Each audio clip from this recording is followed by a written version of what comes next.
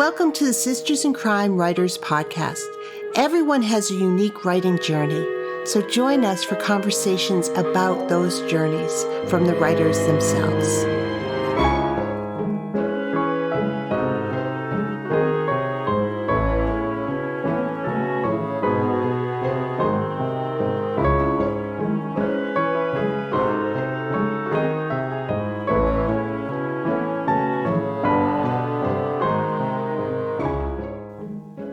This is Julie Henricus, the Executive Director of Sisters in Crime, and I am delighted to welcome Douglas Dorow to the podcast this week. Douglas is a thriller writer from Minneapolis, Minnesota, the home of many thriller suspense writers. Is it something in the water or the long, cold winters? He's a member of the Twin Cities chapter of Sisters in Crime, a graduate of the Minneapolis FBI Citizens Academy, and a reader of thrillers. He's penning his own FBI thrillers. In addition, he's an award-winning short story writer. Welcome to the podcast. Great, Julie. I'm looking forward to this. I am too, and I'm going to start the way I always start and talk about, how you developed as a writer. So when did you say to yourself, I want to write a novel? I'll say it was a long process. Some people are like, ever since I was a little kid, I knew I wanted to write a book. I think it started with me as a reader, like it does with many people. My mom taught me to read very early, and she got us our own library cards, and we walked down to this little bus like 2 blocks away that would come every week and check out our own books. So really got into reading through my mother. Did a lot of reading, different things, different genres at different times to see what caught my eye. When I was in college, I was changing my majors from economics to, I wasn't sure what it was going to be. So I said, well, I'll take my humanities classes and get those out of the way. And I took a couple of creative writing classes, and I really enjoyed those a lot. And I got some great feedback from my teachers. But I thought to myself, well, I don't know if I can make a living as a creative writer, so I'll study engineering, but maybe in the future I'll look at getting into some writing. And I told people that, I think I want to be a writer someday. And then I moved to Minneapolis and got married. And here in Minneapolis, we have an organization called the Loft Literary Center. Great place. It offers all sorts of classes and workshops around writing. I took some classes there. And then that really did it for me. It's like, okay, I'm going to start seriously taking this writing craft, learning as much as I can, joining writer critique groups. So that was probably sometime in the mid to late 90s, I think. Mm-hmm. And so that's kind of when it started. So I love that you took classes, you knew you wanted to do it, but then you're building your craft as things go. Was this always for you going to be mystery thriller writing, or were there other genres that interested you as well? Yeah, I think, so they say write what you know. And for me, what I know is kind of boring. So it's like write what I want to learn about and what I find interesting. So I went through the FBI Citizens Academy. When I was in graduate school, I had a roommate who was an accountant, and he decided he wanted to be an FBI agent. So that kind of got me thinking about, okay, maybe I'll do some writing about an FBI agent. I know him. I can get some insight from him. I went through the FBI Citizens Academy here in Minneapolis. I was reading John Sanford at the time. And his character was a police officer, and then the BCA is like, oh, I don't want to copy that, but maybe the FBI. So started down that road in some of my early writings, and then started developing those ideas. So right now it's FBI crime thrillers, and then I want to branch out, I think, on my next series, stay in the thriller genre, but more kind of action-adventure. I'm going to try that, international intrigue and agents and things like that. Well, and it's an exciting time in so many ways because there's mashup opportunities of different genres or bringing in different elements. Yeah. So it's sort of a wide open opportunity. Yeah. Yeah, I've seen some of the mashups they talk about, and it is kind of crazy that in this time you can mash up different genres pretty well as long as the characters hold the story and you tell a good story. Yeah, and that's the writing craft. Yeah. So thrillers are a different animal than mysteries in that, it's usually the reader knows everything that's going on, but the characters in the book are figuring it out, or, there's always twists and things like that. Yeah. But it's a different beast. Well, how did you sort of develop that craft of writing thrillers specifically? I think it was primarily through reading. A lot Yeah. of what I was reading. I tried some mysteries, and I like mysteries, but thrillers and suspense is what really drew me in. And just kind of absorbing that through the different authors that I read, and then kind of analyzing the story that they're telling. And like you said, it's different, right? So the reader knows what's coming, but that's really what I like about it. They're like, no, don't look around that corner, or don't go there, because they know, but the characters don't. So it's that different kind of tension that you're building for the reader.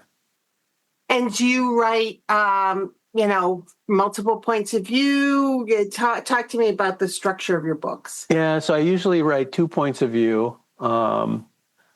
The protagonist and the antagonist. I might throw another point of view in somewhere, but it's usually those two. More scenes from the protagonist, but you also get to see what's going on with the antagonist, the bad guy, kind of see how the story's developing. They say everybody's a hero of their own story, so you kind of get to see that from the bad guy's point of view. Why do they think what they're doing is so good? Why is it okay for them to rob this bank or whatever they're going to do? But I generally try to tell it from those 2 points of view. And then I'm also a big fan of sidekicks, because you can build a lot of dialogue off your protagonist and their sidekick. And I think I first saw that early on in some reading I did. I think it was Trevani and Shibumi. I can't remember the characters' names, but they had the protagonist and he had a sidekick, and I really liked the dialogue and the kind of the humor that you could put in there between these two relationships. So I'd say that's another hallmark. What I have is that point of view. I usually do third-person point of view, 2 points of view, and then usually have a pretty strong sidekick with a lot of dialogue. Well, and sidekicks can be helpful too, because they can put a veil over things. They can sort of be wrong. Yeah. I mean, in Holmes and Watson was often wrong, but the reader, oh, well, that must be true, and it's like, no, Yeah. this is how he's tricking you. So, Yeah. sidekicks are are a wonderful addition to any book. I really like a good sidekick. I also want to go back and talk about the importance of making the antagonist a complete character. You don't have to like them, but you need to see them as a human being in order to sort of really get invested. If they're just a flat villain, that's not fun. But if they're like a flat villain who fosters kittens, you're like, oh, wait a sec. Yeah. Yeah, they're not just pure evil. Right. They've got the same things the protagonist does, right? They've got their goals and motivations. Why are they doing what they're doing? They've got something they're trying to reach, whether it's they need money or they need power or they need that thing that's out there. And then that's really where you can put that conflict out there between the protagonist and the antagonist, right? How can the protagonist stop the antagonist from getting what they're after? So it's really that driving that main conflict, but seeing it from both sides and understanding what their motivations are and how those are even in conflict helps tell a good story. And like you said, really help you understand the story from the antagonist's point of view. Yeah. And there are some antagonists who you might really like, right? They're not all evil. You're like, oh, that's a pretty good person, but they're doing something that isn't good. Right. I understand their motivation yet. So talk to me about your shaping of a novel. When you're approaching it, do you have the idea, like what generates the idea, and then do you plot it all out? Do you write, one point of view first and then the second point of view? Talk to me about shaping your novels. I usually have an idea. It might come from something in the news or something in my own life. And I know who the protagonist is going to be. He's Special Agent Jack Miller in my FBI stories. But then I have to start thinking about the rest of the cast of characters. So once I have kind of the idea, I start to think about location, the setting, what time of year it's going to happen, and then start to figure out who the characters around him is going to be, who are the sidekicks going to be, who's he going up against. A lot of time I know they're a bad guy. Sometimes I start writing, and maybe by the time I get to the third or fourth chapter, then the antagonist really starts to form, and I figure out how bad they are, how smart they are, how conniving they are, to make sure they're testing Jack and they're going to give Jack a good fight.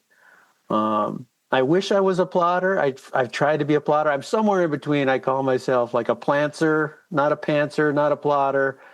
I generally try to write down kind of a timeline and an idea of where the ending is. It usually changes by the time I get there. And then some key scenes along the way. But as I'm writing, a lot of new things come into play that I have to incorporate into the story. So I'd say I write and I go back and I rewrite and I kind of move forward and keep pushing the ball forward. But sometimes I get stuck and then I have to go back and kind of list out the scenes and try to re-outline the rest of the story to what makes sense, because it doesn't fit where I thought it was going at first. So it's kind of an iterative process I go through, if that makes sense. No, it does make sense. Because some people would stop and just say, fix this. But you go back and say, wait a sec. We're in a different road now. I've got to go back and fix it so that it makes sense, so that my brain and my subconscious can get me where I want to go. Yeah. I've also found that when I'm writing, I often write the first 2 or 3 chapters, and those are really for me to help set up the story. But when I share it with my critique group, they're like, "Oh, we don't need to know that stuff." Yeah, okay, but I needed to know it, right?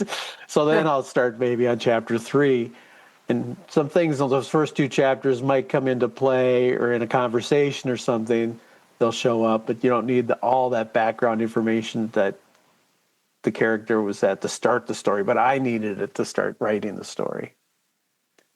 And there are so many ways to write thrillers. But, there's some where there's a character arc for the protagonist, along the series. And there are others where they stay who they are. There's not a lot of growth or change. I think about, not that it's a, they're still enjoyable. They're fabulous thrillers, but there's not that. Where are you on that spectrum?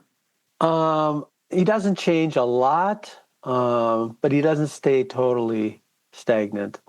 So he doesn't have his full growth arc through a story. But there's a little one there, whether it's relationship. A lot of times it's a relationship with his family, how it's changing and how he's learning.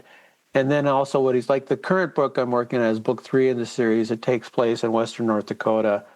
And he's working, his sidekick is a police officer with the tribal police. So they're just learning about almost a different culture, right? The Indian culture and the Native Americans and what happens there and how he works within that. So he grows knowledge-wise and becomes wiser, but he doesn't do like you might see in some growth arcs of some characters. And talk to me about the research for something like that, because you want to get it right, and let people know, because there's they could read Tony Hillerman books and understand some, but you want to let them know, but you don't want to info dump or overwhelm them with details. So how's that balance work? Yeah, so what I've done with this third book is a lot of reading. It was a booming oil country out there a few years ago, so there were a lot of stories out there. So did some reading on that. They talked about some of it in the FBI Citizens Academy, the work they do in Indian country, because if there are reservations that don't have their own police force, the FBI will go in for things like kidnapping and murders and things like that. And then I'm starting to create a list. Besides the reading I'm doing, I didn't want to go in too soon because I wanted to write this from the perspective of Jack of not knowing. Right. So I want him to learn along the way. So I've developed a list of questions. So my next thing I'm going to do before I finish up the book is call out to the office out there in Western North Dakota and try to talk to somebody with the tribe that can help me answer some of these questions. But I tried not to get too smart on it because I wanted it to be like Jack just arriving there and discovering these things along the way, and what questions he had, and where did he step on his own foot and trip and make a mistake, and Right. but so I found in the past, like another book I was planning that I haven't written yet, it was taking place along the North Dakota border with Canada. And just calling up to the Border Patrol Agency up there, they've got people that deal with the public, and they're happy to talk with you and answer your questions. I've had readers that have been in the FBI that have answered some of my questions. I talked about my roommate who was in the FBI, answer questions. So a lot of it is just getting some of those things answered. But like you talked about, you don't want it to become a technical manual or an info dump because that's really boring too. But you want to have enough real information to make it realistic for the reader. Yeah, and you don't want to make terrible mistakes that will take a reader out. And that's hard to do sometimes, right? Yeah. Especially if the plot's not working the way you want. And it would be great if this could happen, but it can't. So it's like, okay, what do I do? Yeah. Now, you've written short stories as well. Talk to me about that. Yeah, I think that started with the Minneapolis Sisters in Crime. They were going to put out an anthology. And so I started writing some short stories for that. I did the one that I got a prize for at BoucherCon in Dallas. I recommend people that, writing is intimidating. Writing, say, an 80,000 word novel is intimidating. But if you can sit down and write and give yourself a limitation of 3,000, 5,000, 8,000, 10,000 words and tell a good story, you're going to have to leave out the subplots and some of those things. But it really teaches you how to tell the story from beginning to end with 3 acts in there. It's a complete story. So that's what I've found, that I really enjoy writing the short story. And you have to have a good, strong character to start it off, good conflict in there, if it's going to be a thrilling short story. But yeah, so I've written quite a few that have been parts of different anthologies. I think 6 or 7 of them. But yeah, I really enjoy kind of that limitations that you have to put on the idea. So what I'll do is I'll start crafting a story, and I think about it in maybe a scene or two, because a lot of my scenes are maybe about 2,000 words. So if I can craft that scene in around, or scene or two in about 3,000 to 5,000 words, write it up, see what the word count is, and then you have to start going back. And it also teaches you that editing skill, finding the words that don't fit and what you don't really need in there, or what hole did you have that you have to fill. So I think by writing a short story, you get to learn all those parts about writing, but you don't have to do it over 80,000 words and a number of months. You can sit down in a week and really craft out a short story and then start the editing process and learn a lot.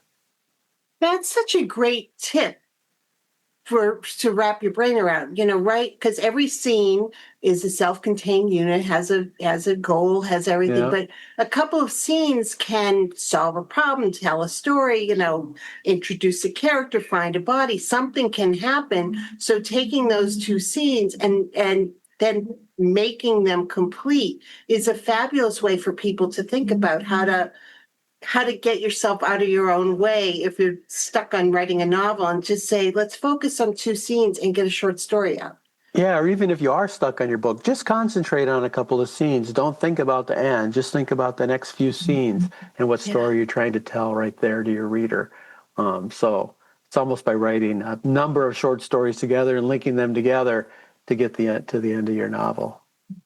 And do you ever experiment when you write short stories with different genres or different characters? Or, you talk about your sidekicks, bringing one back for a short story because you particularly enjoy them? Yeah, I've done that. I've done all those things. So I've tried different points of view. I've tried different tenses, present, past. The one that won the prize has to do with an FBI agent who's with the art crime team.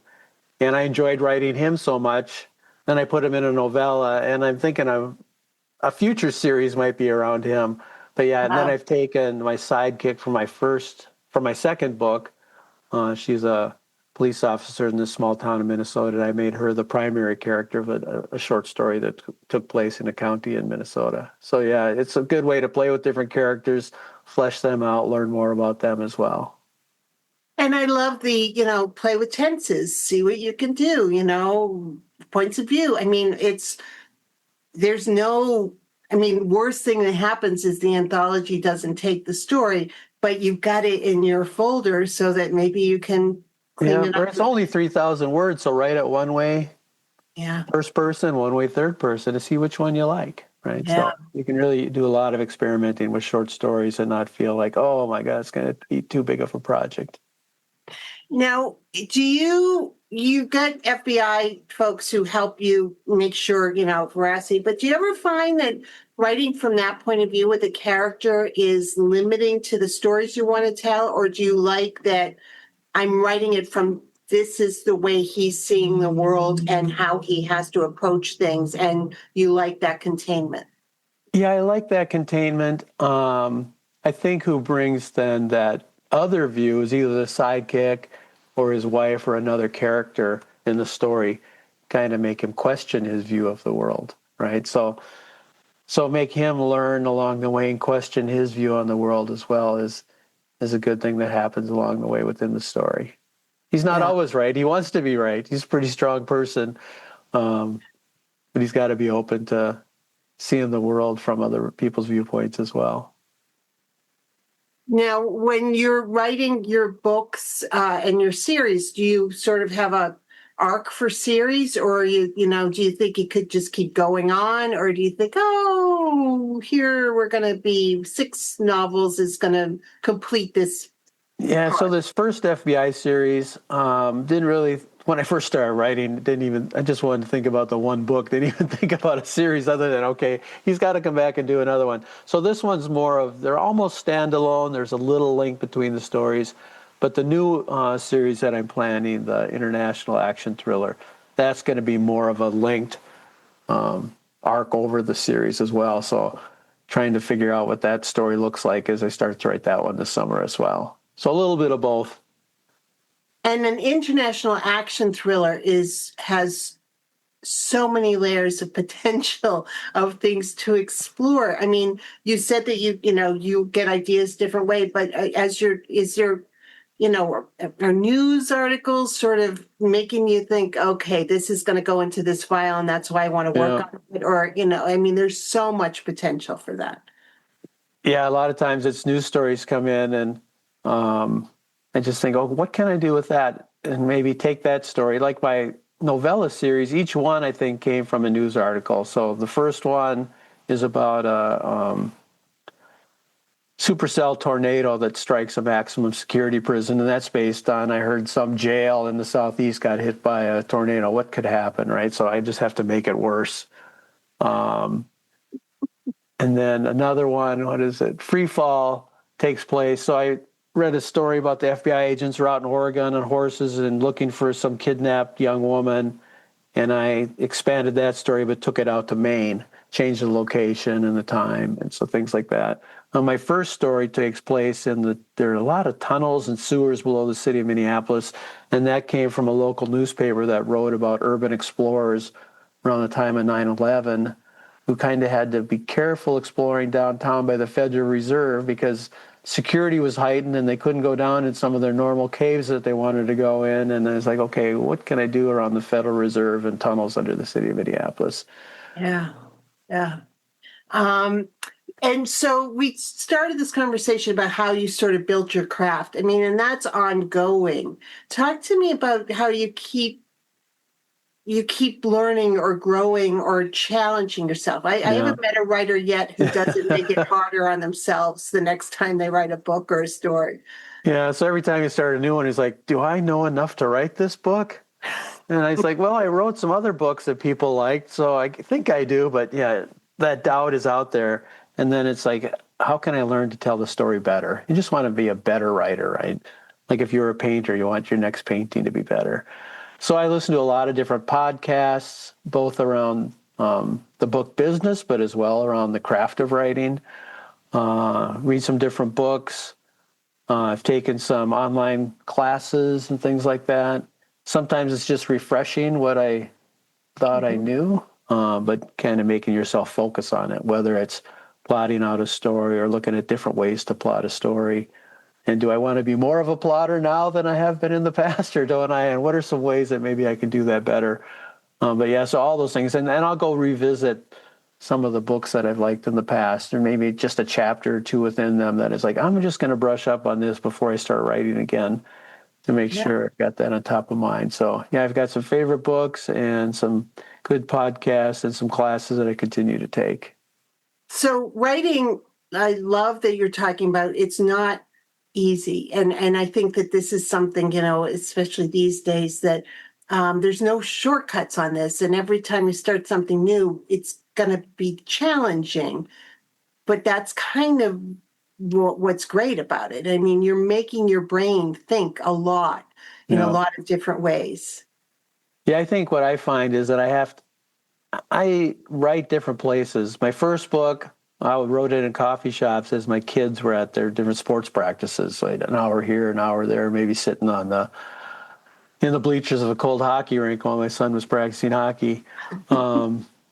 Now my kids are older, so I can't do that. So I'll do writing at home, but I find that I'm best if I'm away from too many screens, just sitting with the laptop, and I usually put some headphones in to kind of keep my monkey brain busy so I can just focus on the writing. If I can get in the right state, they talk about finding that flow state. If I can just get myself immersed in the story without too many distracting thoughts, the words seem to come better. And that's what I'm always looking for, is that place where the words are coming the best. So it might take some going back and rereading and rewriting a previous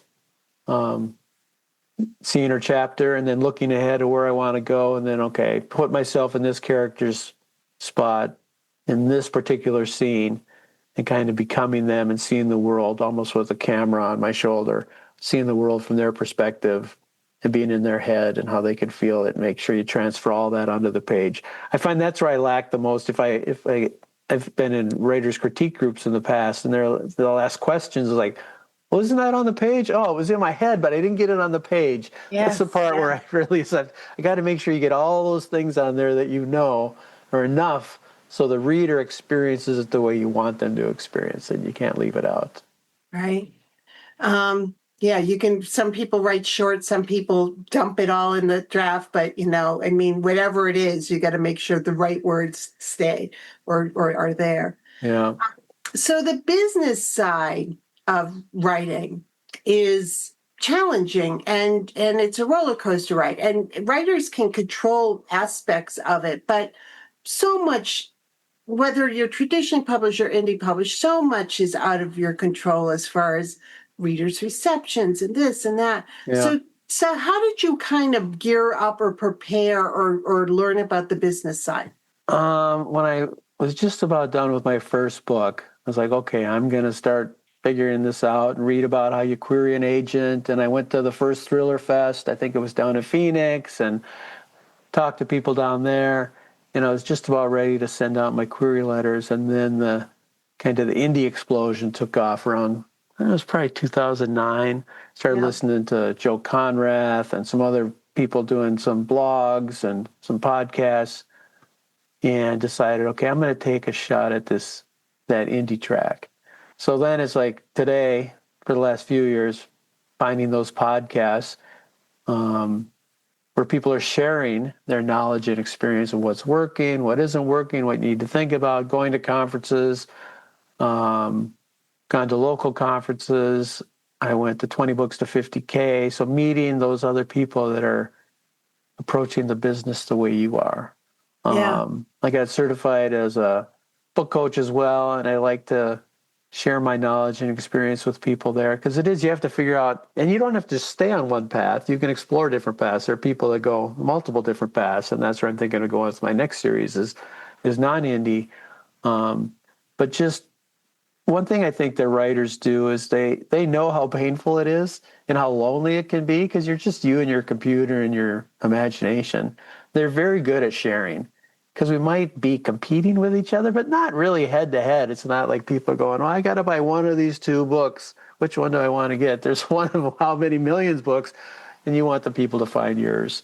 So it's just been, as an indie published person, just trying to learn about that business of, and the business of marketing and finding readers, and it keeps changing. You could learn it today. Or I learned it in 2011 and and it keeps changing. I say the game keeps changing, and you have to figure out the new rules of the game and adapt. And you don't have to play by all the rules. There's no way you can, right? But figure out what rules you want to play with.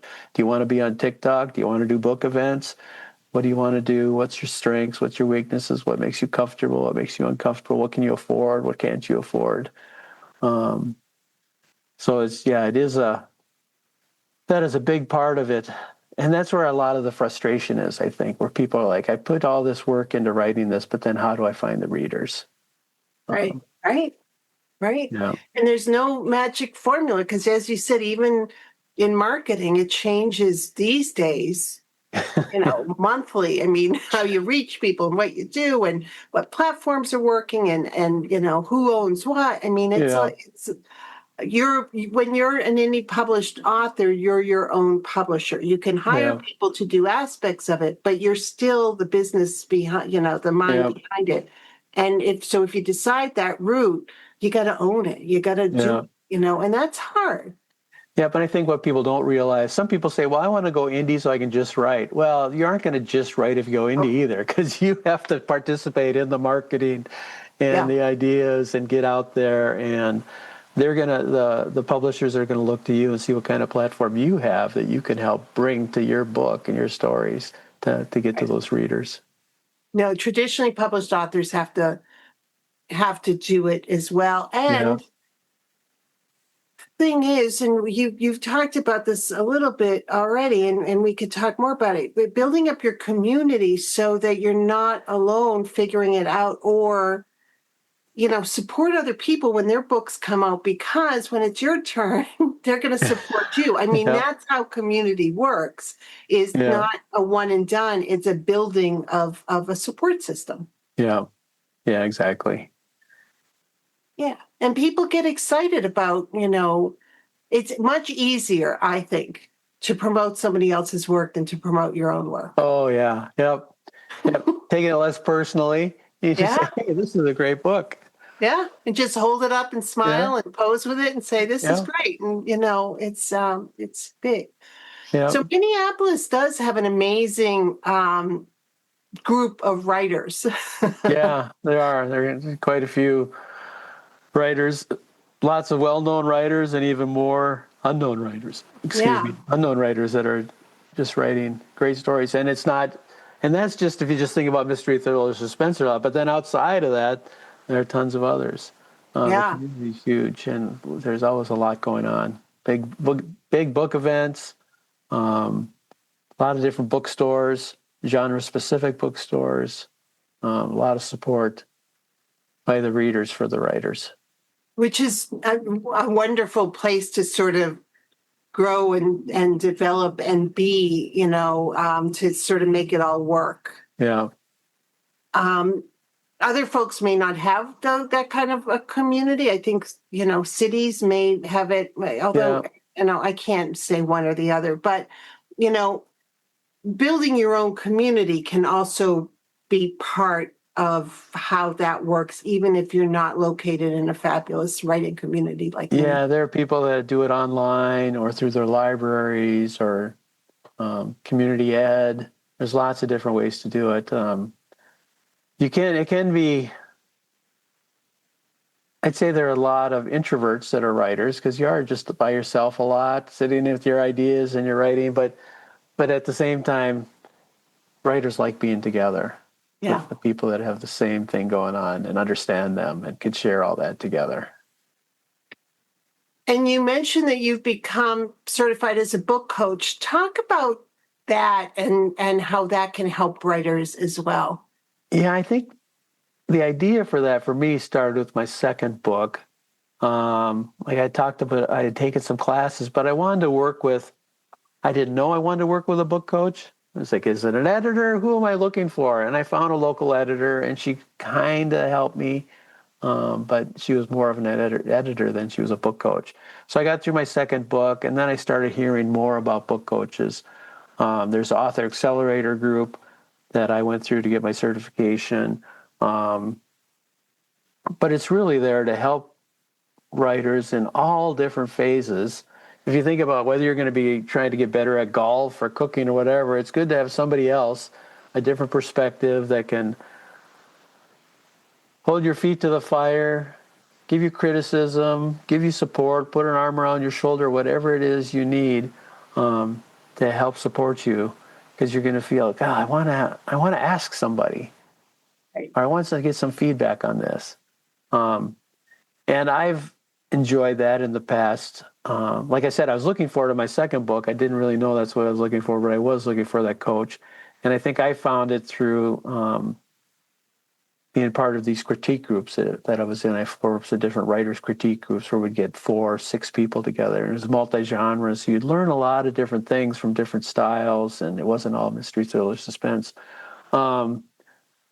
But I've enjoyed the part of it, just giving back to other writers who are struggling with what I struggled with.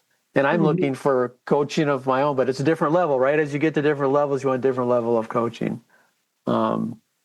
But yeah, I think I decided that I wanted to give somebody what I was looking for back when I started. So try to help people out in that in different phases. It's everything from coming up with the idea through that initial planning and plotting, through the manuscript evaluation, all the way through the publishing, which path is for you. Right. So it's sort of now, because I had a great conversation with yesterday with a writer who's also a developmental editor.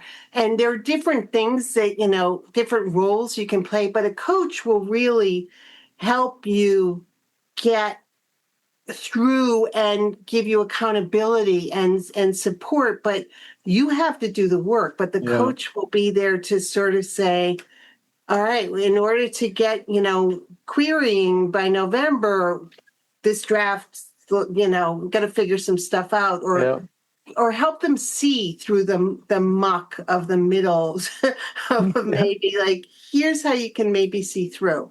Yep. Or as you blow through your self-imposed deadlines, when you have a deadline with somebody else, it's a little harder just to get past it, right? So like you said, holding you accountable, that accountability, they do all different roles, right? From accountability partner to critique partner to somebody just to share your feelings of frustrations, and somebody to listen, and then somebody to also give you that tough love to say, you got to do this. Here's where you're stuck. Let's figure out how we can get you past this, because you got to be able to move on to the next step. So it's all those different things. And you want to find a coach that fits you personality-wise, because a coach isn't a coach isn't a coach.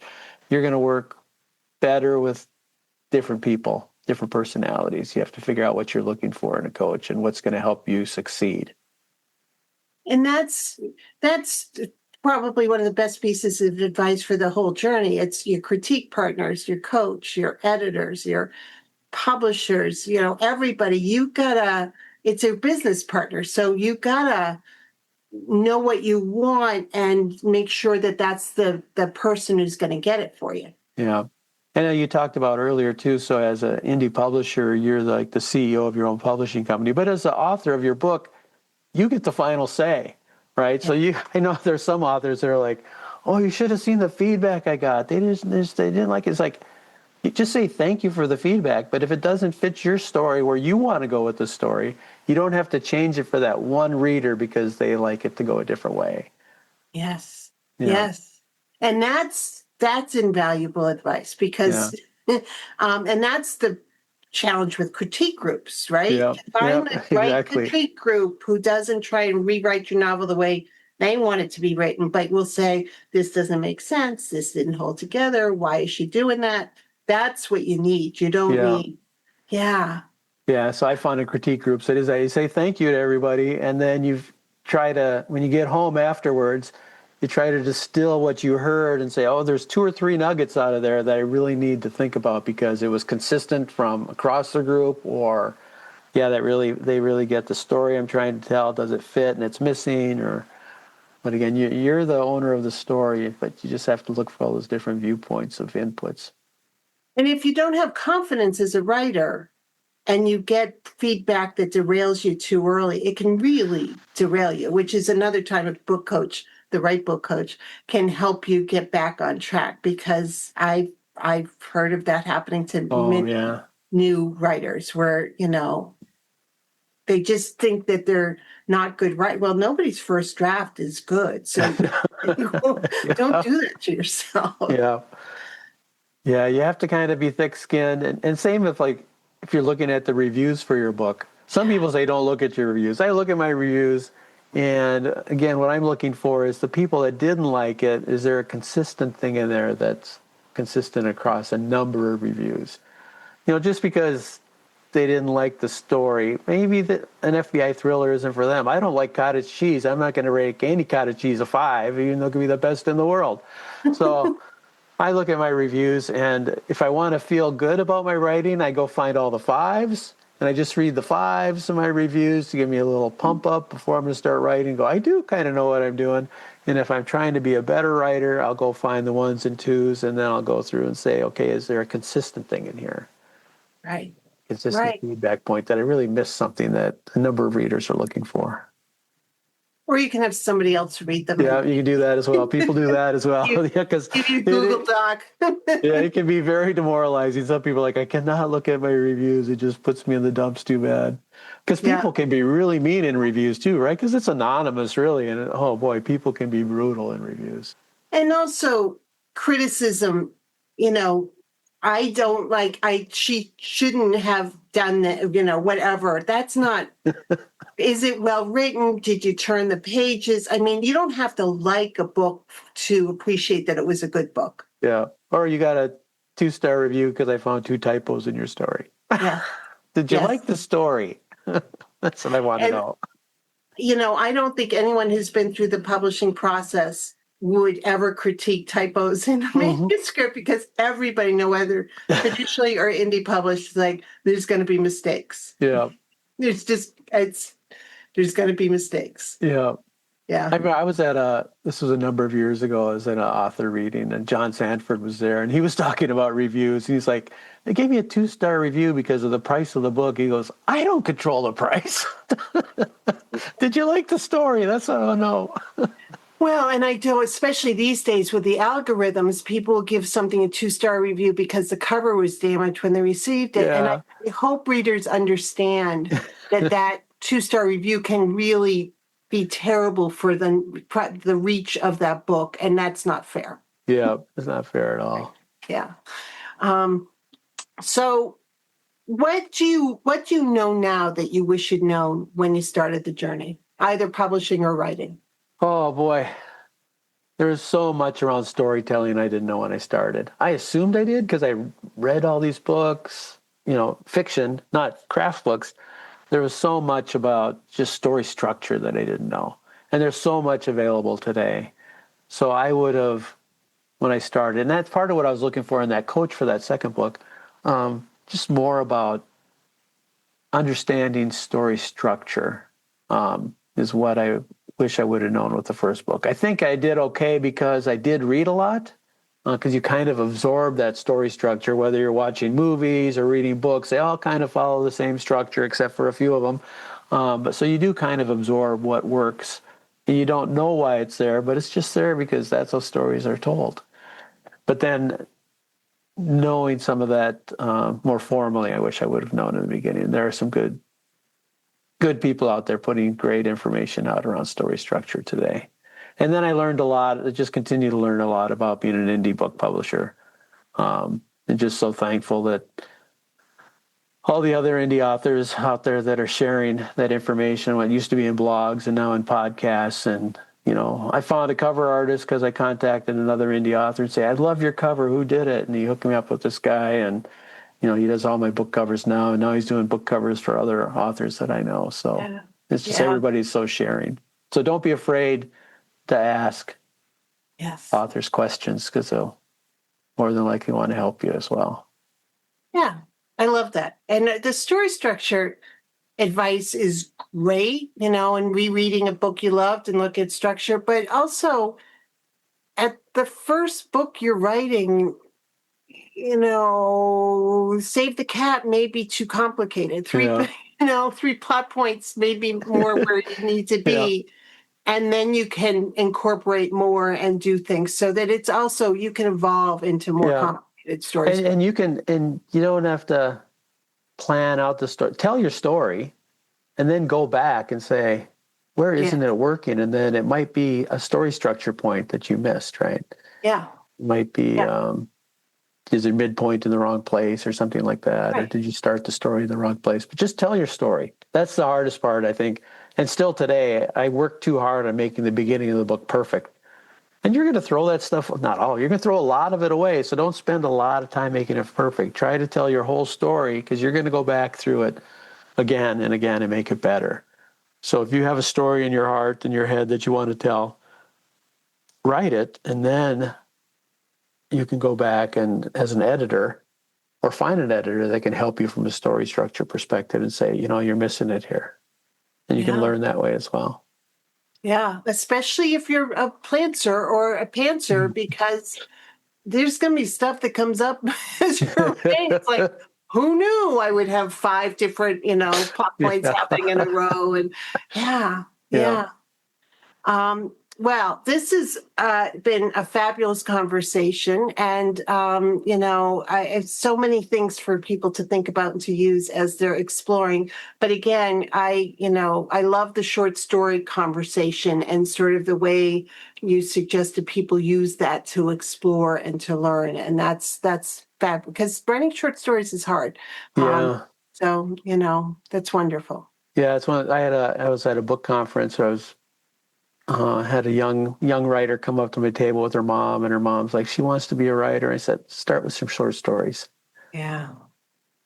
And tell us complete story. Yeah. No, it's wonderful. Thank you so much, Doug. It's been great talking to you. You too, Julie. Thanks a lot.